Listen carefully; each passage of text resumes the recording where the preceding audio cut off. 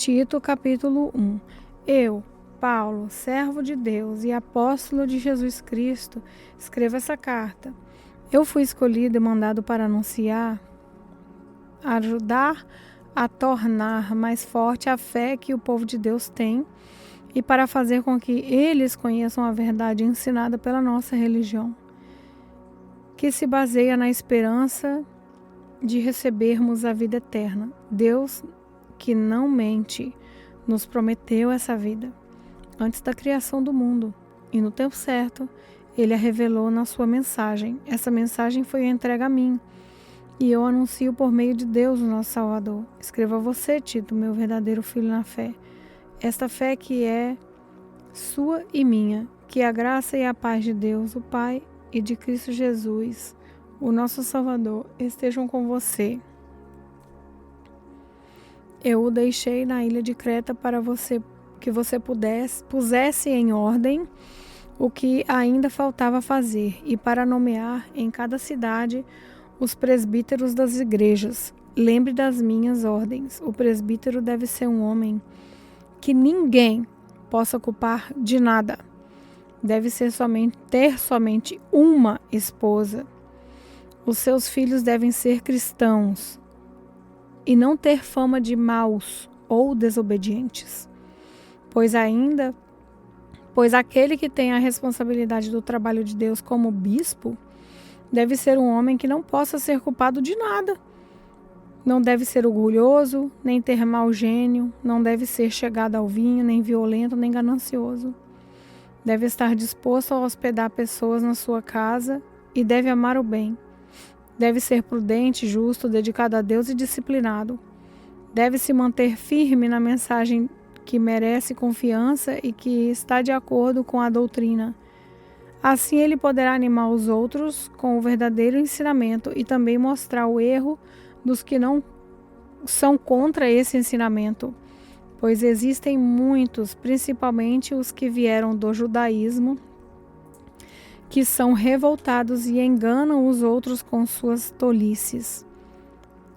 É preciso fazer com que parem de falar, pois estão atrapalhando famílias inteiras por ensinarem o que não devem, com a intenção vergonhosa de ganhar dinheiro.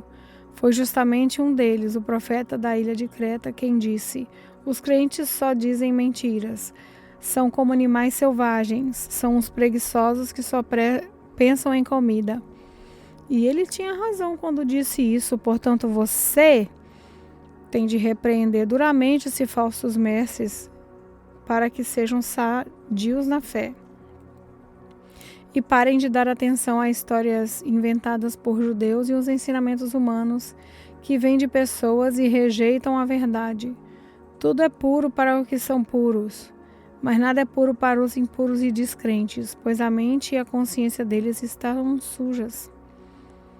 Eles dizem que conhecem a Deus, mas o que eles fazem mostra que isso não é verdade. Estão cheios de ódio, são rebeldes e não são capazes de fazer nenhuma coisa. Tito, capítulo 2. Mas você, Tito, ensine o que está de acordo com a doutrina verdadeira.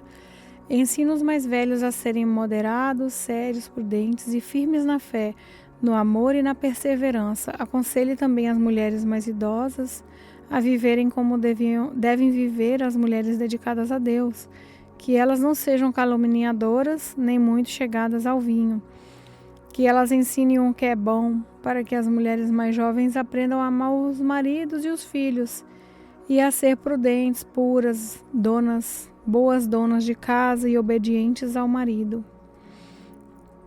a fim de que ninguém fale mal da mensagem de Deus. Aconselhe também os homens mais jovens a serem prudentes. Você mesmo deve ser, em tudo, um exemplo de boa conduta. Seja sincero e sério quando estiver ensinando. Use palavras certas para que ninguém possa criticá-lo e para que os inimigos fiquem envergonhados por não terem nada de mal a dizer a nosso respeito. Que os escravos obedeçam aos seus donos e os agradem em tudo, que não sejam respondões, nem roubem os seus donos. Pelo contrário, que eles mostrem que são sempre bons e fiéis em tudo o que fazem. Desse modo, por causa das coisas que eles fizerem, todos falarão bem da doutrina a respeito de Deus, nosso Salvador, pois Deus revelou a sua graça para dar a salvação a todos. Essa graça nos ensina a abandonarmos a descrença e as paixões mundanas e a vivermos neste mundo uma vida prudente, correta e dedicada a Deus, enquanto ficamos esperando o dia feliz em que acontecerá a glória do nosso grande Deus, o Salvador Jesus Cristo. Foi Ele quem deu a si mesmo por nós, a fim de nos livrar de toda maldade e de nos purificar, fazendo de nós um povo que pertence somente a Ele e que se dedica a fazer o bem. Ensine essas coisas e use toda a sua autoridade para animar e também para repreender os seus ouvintes. E que ninguém despreze você. Tito capítulo 3. Recomende aos irmãos que respeitem as ordens dos que governam e das autoridades, que sejam obedientes e estejam prontos a fazer tudo o que é bom. Aconselhe que não falem mal de ninguém, mas que sejam calmos e pacíficos e tratem todos com educação, pois antigamente nós mesmo não tínhamos juízo e éramos rebeldes e maus.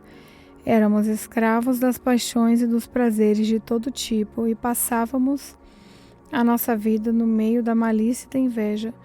Os outros tinham ódio de nós e nós tínhamos ódio deles. Porém, quando Deus, o nosso Salvador, mostrou a sua bondade e o seu amor por todos, Ele nos salvou porque teve compaixão de nós e não porque nós tivéssemos feito alguma coisa boa.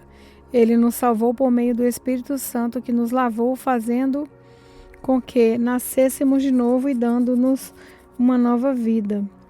Deus derramou com generosidade o seu Espírito Santo sobre nós, por meio de Jesus Cristo, nosso Salvador.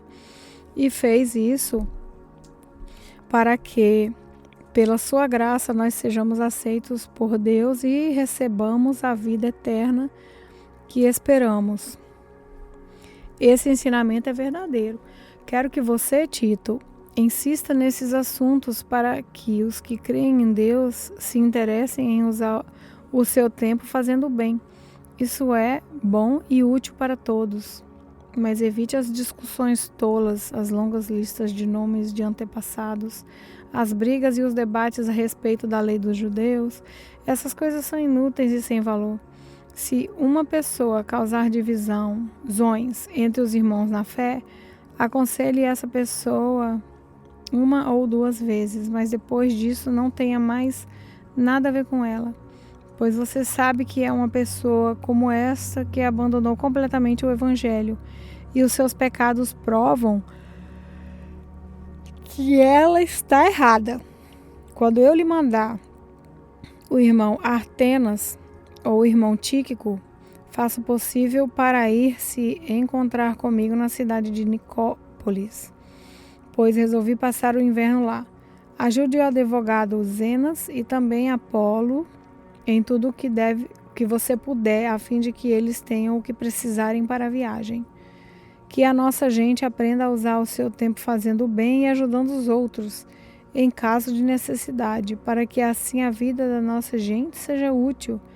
Todos que estão comigo mandam saudações a você. Dê saudações aos nossos amigos na fé.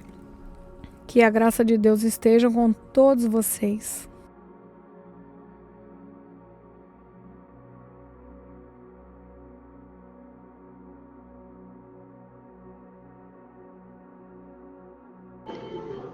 Eu quero cumprimentar os irmãos na paz do Senhor. Aqui quem fala é a missionária Janaína nesse momento, né? Vamos orar. Altíssimo Deus, tremendo, grandioso. Jesus, eu sou grata a Tu por tudo que o Senhor tem feito nas nossas vidas, mesmo que a gente esteja longe dos outros, mas o Senhor se faz presente. Então visite agora, Jesus, em cada lar, cada casa. Jesus, cada um que estiver enfermo nessa hora, Pai, visita agora, Espírito Santo. Visita cada necessidade de cada irmão, porque a gente não sabe, mas o Senhor sabe. Deus, obrigado pela essa palavra que o Senhor tem colocado na vida da irmã Laila. muito distante, Jesus, cada um na sua distância, mas o Senhor se faz presente, vem sustentar, Jesus, na tua presença. Vem encher nós da tua graça, da tua força, Espírito Santo, porque só o Senhor é dono do milagre. Só o Senhor é dono de tudo, do ouro e da prata.